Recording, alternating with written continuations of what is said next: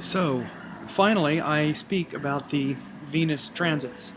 This is the upcoming transit of Venus across the Sun on June 6th of this year.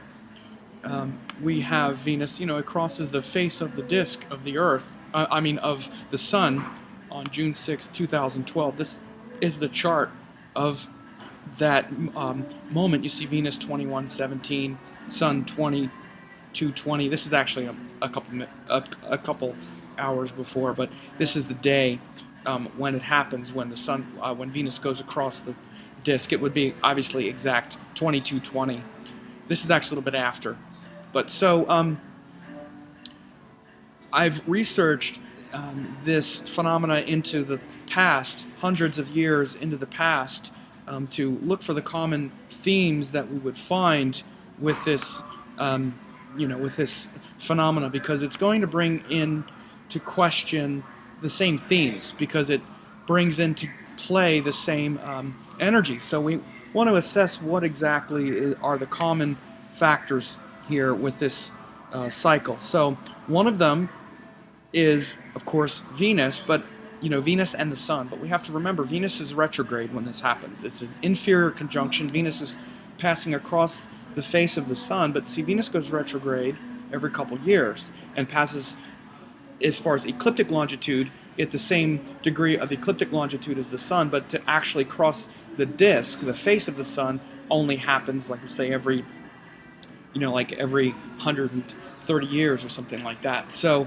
this means, so Venus is retrograde. It's retrograde transit, and it's in front of the Sun. So it's kind of like when we have a solar eclipse, when we have a solar eclipse, and the Moon completely blocks out the disk of the Sun. This, obviously, Venus isn't as large as the Moon from our point of view, but it's the same phenomena. Venus passes right in front of the disk of the Sun. So when this happens, Venus moves retrograde. So we have retrograde Venus and also combust Venus. It's combust because it's joined the Sun, which makes the Sun very important and very powerful. The Sun is purifying Venus stuff, but also Venus is eclipsing Sun stuff. So the Sun is about power, which includes things like government or like the church, if the church is what has the power. Also, any kind of oppression or tyranny, this is the Sun. And also our dignified power, which means that truthful power inside, these things are eclipsed and dispersed by Venus. So it can be on a higher or a lower dimension. So it can mean excessive stimulation and like lust and beauty and pleasure seeking, or it can mean, and it also means, the higher faculties of bringing people together culturally, also different renaissance in art, music, and culture, and all these things are also shown. So we have the power of the Sun behind Venus, pushing it out. Venus tends to eclipse some of the nature of the Sun, and the Sun tends to purify the qualities of Venus. These are the range of possibilities. It also brings in the Sun-Venus relationship, like the relationship they have with each other astrologically. They're not friendly energies. It's like, if you look at it this way, the Sun is like the king, and Venus is like a sort of like the concubine, or sort of like the, sort of like a, like a damsel. So like when the king starts to sort of mess around with a woman who's not the queen, then there's some problems, for instance. So the other thing that's important in this, as I say, the Sun-Venus relationship comes into play, because the Sun and Venus, even though one is masculine and one is feminine, they're different parts of masculine and feminine energy. So Venus tends to distract the Sun. The Sun tends to want to make Venus energy more serious, but it's also, the Sun is quite authoritarian, and Venus is very much about the sort of proletariat. Very different kind of energy. We also have the Taurus-Gemini axis and the Scorpio-Sagittarius axis are in play. So they always happen at that juncture where Taurus and Gemini meet and where Scorpio and Sagittarius meet. It's at the end of Taurus and the end of Scorpio, generally, but because of the cycles of Venus, it's been regressing back for thousands of years, but it's at the end of Taurus and the end of Scorpio, and this section of the zodiac is very important, especially for the Mayans. So when you keep hearing all of this Venus was important to the Mayans stuff, which is true. Their calendar was based on that. But the thing that was really important to the Mayans and all of their cosmology was the plane of the galaxy. And the fact is these Venus transits are taking place very near the plane of the galaxy, within usually about 10 degrees of the plane of the galaxy, late Taurus or late Scorpio. That's where the plane of the galaxy runs. And you see in all the Mayan literature and the Mayan stories, they all refer to this section of the zodiac, the hero twins falling at the, falling out of the tree and then getting on the road to the underworld, and all of these illustrations show the plane of the galaxy. So Scorpio, Sagittarius, Taurus, Gemini is common to all of these transits. And then a totally Vedic thing is the Nakshatras of Mrigashira and Jyeshta have been, at least for the past several thousand years, it's been these Nakshatras that have been occulted. And this one that's happening is the first one in Rohini. So I think one of the big shifts that we're seeing Vedically is, and this wouldn't be in Western astrology, but Venus has regressed into Rohini. So this one, like for instance, the one in 2004, Venus was in Mrigashira, like they've always been. You see, Venus was in Mrigashira when it happened this time. 2320 is where Mrigashira starts, but this one is the first one that's in Rohini. So we're seeing the a sort of, based on precession and the consistency of the Venus transits, it's actually processing back into earlier nakshatras now. So that's a big change from this one here. And then there's also usually the proximity of the nodes. It's not always right on the eclipse, but it's often during an eclipse cycle. Usually either Rahu and Ketu are in the signs joined the transit or in the sign right next to it. Sometimes you see that it's not, but it's usually also joined the node, because it brings in the integrity of the ecliptic, which is where the sun, moon, because then the Earth and the sun will be very close to the same plane relative to the other planets, and the angularity of Venus's orbit is very similar to the Earth. So you'll often see the node there as well. So these are the common things that we see astronomically and astrologically in all of the Venus transits. So let's get into what these things mean. So as I say, this is the chart of June 6, 2012. Before we get into that, I want to go back in history a little bit and talk about ones from the past, because that's where we can really see these amazing changes that happened. Now, the first thing to realize is that the main thing to understand is we see the period between the two occultations, or I should say the two transits of Venus, is a time of enormous cultural change where the power structures that are operating become overturned, whether it's the church or whether it's governments, and often a combination of the two, and also a renaissance in art and culture, and people and their capacities to communicate and express their will are all shown to be changing very quickly. And in fact, the most important cultural shifts and of the last several hundred years happened in the 8-year time period between the Venus transits. So first one that we'll look at is May of 1518 to 1526. So two really important things happened then. First of all, the European invasion of the West began. This is the chart of May 1518, and this is the one of 1526. So you see this happened in the Taurus axis. Venus occulted the sun at like 23 degrees, the end of Mrigashira. So this May 1518 to 1526, first of all, we had this European invasion of the West begins. Cortez invades Mexico and conquers the Aztec people in 1521. So this is a major victory for the European invaders over the indigenous people of North America. So, of course, this later spread to, as France and Britain mainly also came to the West with campaigns of colonization. So really the colonization of North America was initiated during this time when Cortez came and conquered the Aztecs in 1521. The other huge thing that happened in Europe was the beginning of the Protestant Reformation. So Martin Luther challenged the Catholic Church and its sale of indulgences, which are the fees to remove the sins, in 1517, which was right before. But then by 1518, and then within the next 5 to 10 years, he was excommunicated, and the Protestant Reformation was afoot in Europe. Now, this completely changed Christianity and released the stranglehold that the Catholic Church had on the people. And really, probably the single biggest change that had happened to Catholicism, maybe even since, was the influence of Martin Luther. Now, this happened actually because of the printing press and the movable type printing press that had been invented a few years earlier. This allowed them to print up the copies of his 95 Theses, which were then distributed all around Europe. So this first Venus cycle that we're looking at from 1518 to 1526 was really kind of the initiation of the Renaissance, and started a new Renaissance both in,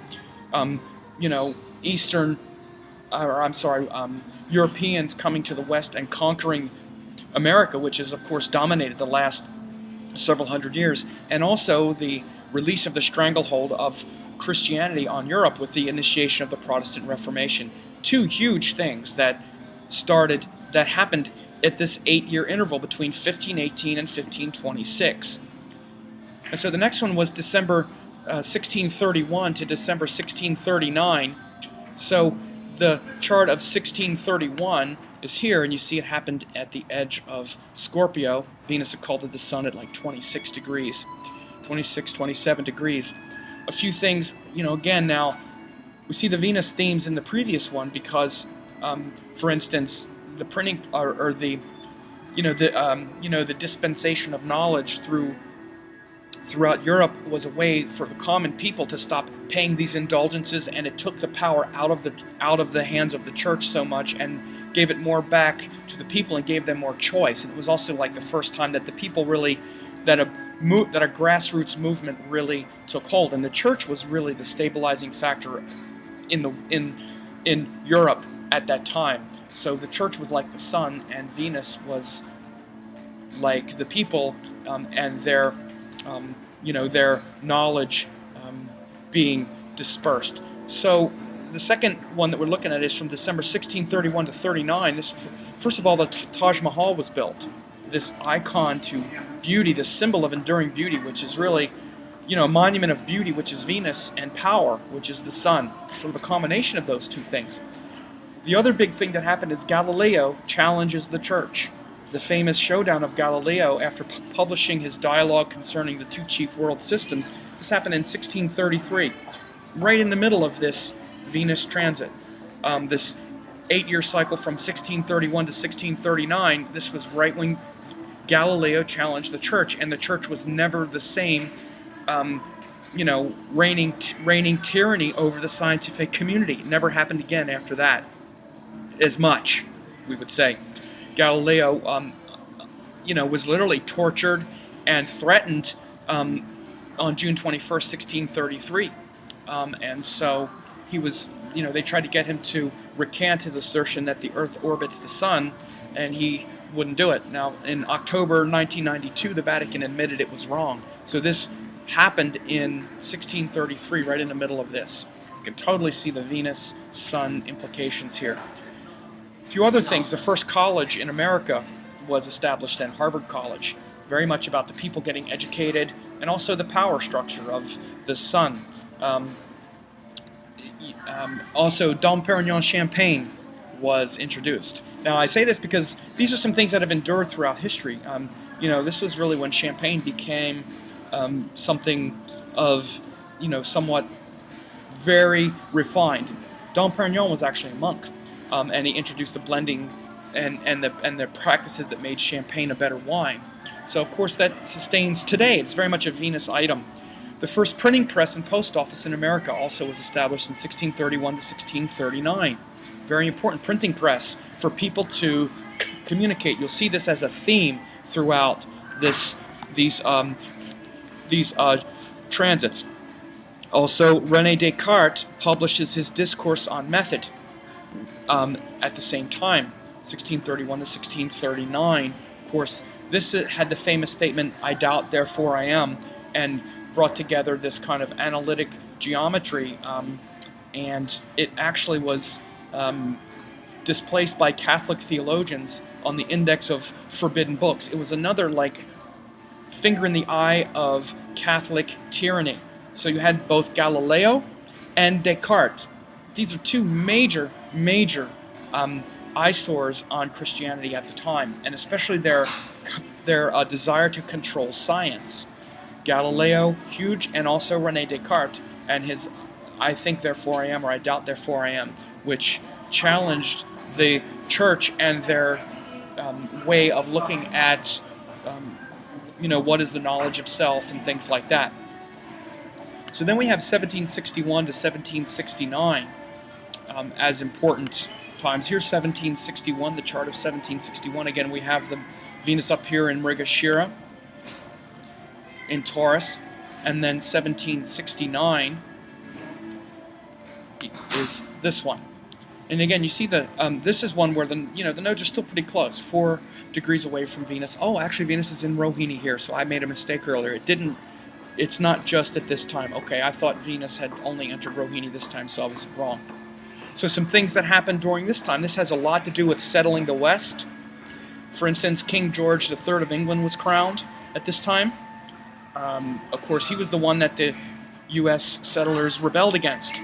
And Wolfgang Amadeus Mozart, at 8 years old, played for the royal family in 1764. And of course, this was the emergence of one of the greatest musical geniuses ever. Mozart started composing at that time. Of course, this is a very Venus thing.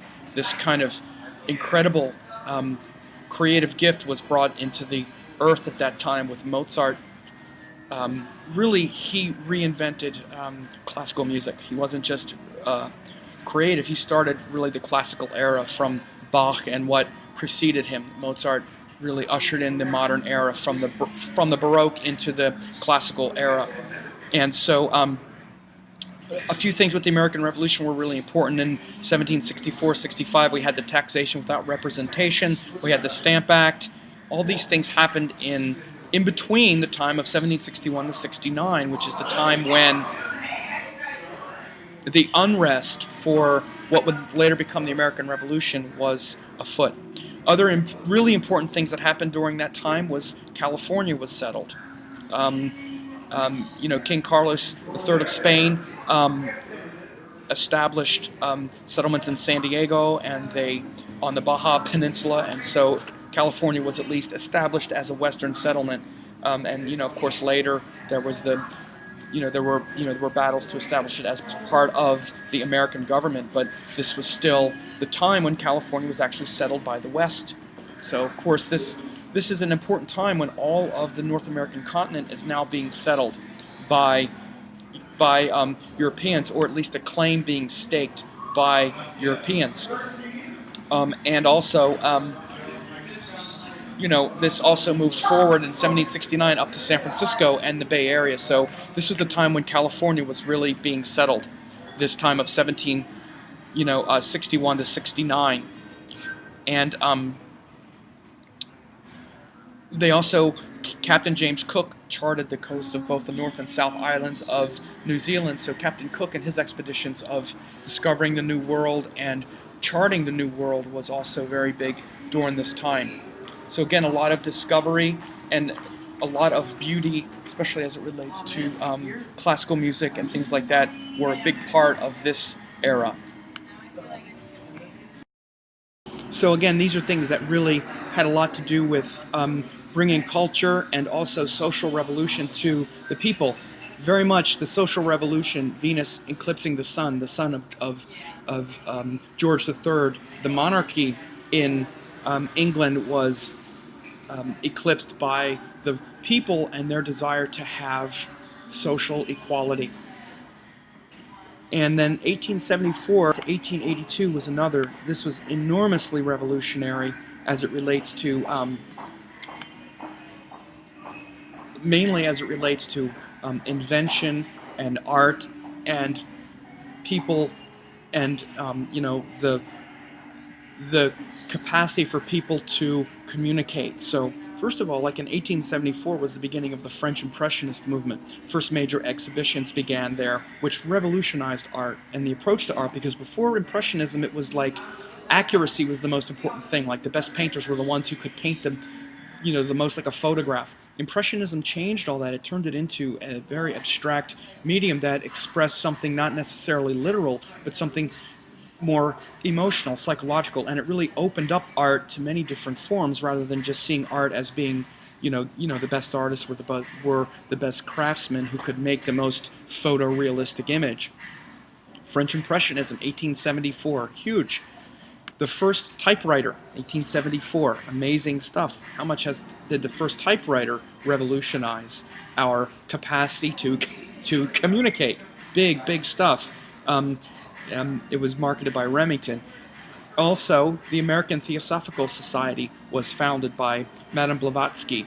Now, this included members like Thomas Edison, General Doubleday, and it was focused on bringing religion, science, and philosophy together in a way that will uplift humanity. Very much a humanitarian, idealistic cause. This was a very idealistic time, the 1870s, with all of these great inventions, not to mention the big ones I'm going to be talking about now, the telephone. Alexander Graham Bell, his patent for the telephone happened in 1876.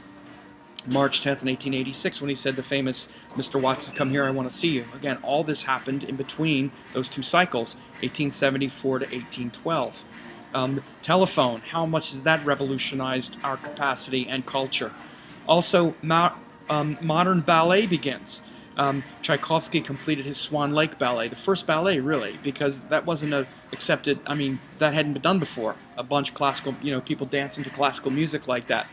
Swan Lake is like a child's story. No one had ever, it's not even really that popular, but Tchaikovsky put it to music, the first ballet. So that whole art form was created then. Other things, big things that relate to the government and their difficulties. Custer's last stand at Little Bighorn, 1876. So the Battle of Little Bighorn was one of the last times that the Indians really, the American Indians really had some power, and they massacred the U.S. soldiers.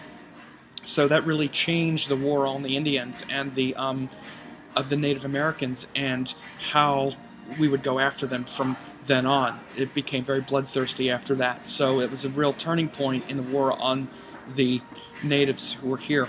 Another huge renaissance in culture, Wagner's epic The Ring revolutionizes opera. The 4 operas over 4 days in Bayreuth, Germany. Again, this is really of major musical significance and cultural significance, big Venus stuff. Also, the first baseball game, 1877. Again, how much has baseball and sports changed our life? This was like the first time sports became organized, really, not even just baseball, but an organized sport, a league.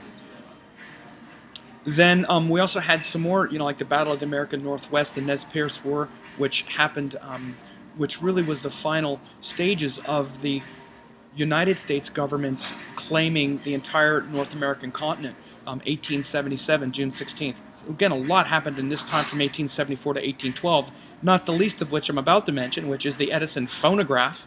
Thomas Edison invented the phonograph and the light company. So we have telephones, phonographs, and electric lights are all invented in this period. How much have these things revolutionized culture? All in this 8-year period. Amazing stuff. Also, telephone companies were consolidated then too, when the New England and the Bell phones merged. So it started with that consolidation of the phone company. So here we're seeing like the consolidation, like sort of a corporate government interest, like the sun, consolidating around Venus things like how people communicate.